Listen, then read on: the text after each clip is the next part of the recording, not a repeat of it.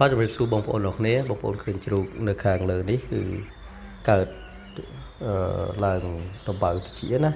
គឺចាប់ដើមមានការរលាកហើប៉ោងអញ្ចឹងគឺខាងសិស្សយើងណាមករៀនខាងចំសัตว์ពេទ្យសัตว์ហ្នឹងវាខ្លីៗហ្នឹងណាគឺយើងធ្វើការសង្គ្រោះគឺបុព្វហេតុនេះគឺដោយសារតែជ្រូកហ្នឹងគឺ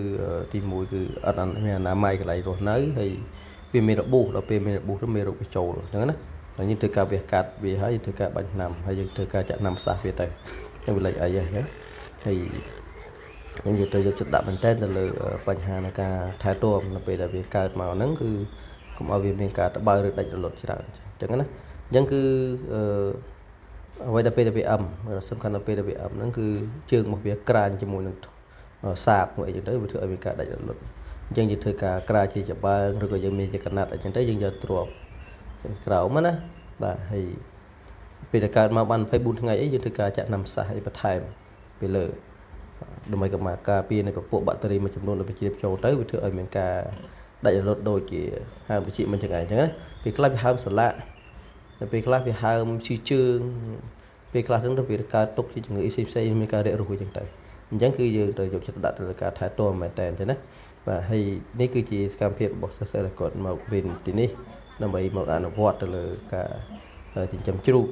បាទព្រោះស្លាប់របស់យើងមានវគ្គខ្លីចិញ្ចឹមជ្រូកហើយក៏មានវគ្គពេញដូចពេទ្យសត្វឬក៏វគ្គផ្សេងៗថាគ្រូថាមុនយើងមានទាំងអស់អញ្ចឹងណា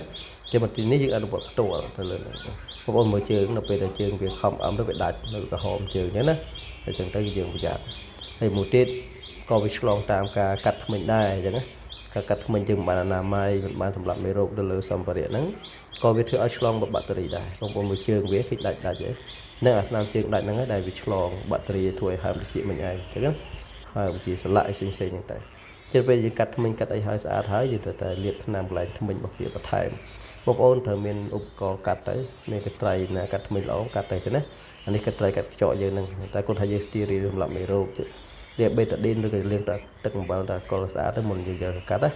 ឲ្យវាឆ្លងទៅលើពួកមេរោគអស់ហ្នឹងកាត់វាស្អាតពេលដែលយើងកាត់ស្អាតហើយក៏យើងត្រូវធ្វើការចាក់ថ្នាំដែរអញ្ចឹងណាបាទធ្វើការចាក់ថ្នាំដែលយើងប្រើនៃពួកអង់ទីប៊ីតិកយើងចាក់មកកន្លះសេសេទៅបាទហើយការពារបើថាមានអាម៉ុកឌីសាចាក់អាម៉ុកឌីសាទៅកន្លះសេសេទៅបាទការពារនៃពួកតេតាណូសឬក៏មានបញ្ហាសន្លាក់ឬក៏ធ្វើឲ្យមានឆ្លងនៅបាក់តេរីផ្សេងៗអញ្ចឹងណាហើយយើងក៏មានការបង្រៀនអនុវត្តផ្ទាល់លើបងប្អូនដែលចង់មករៀនផ្ទាល់គឺយើងមាននៅក្នុងស្លាបរបស់យើងដែលយើងរៀនជំនាញខាងកសិកម្មចំសត្វនិងជំនាញពេទ្យសត្វតែម្ដងបាទអរគុណច្រើន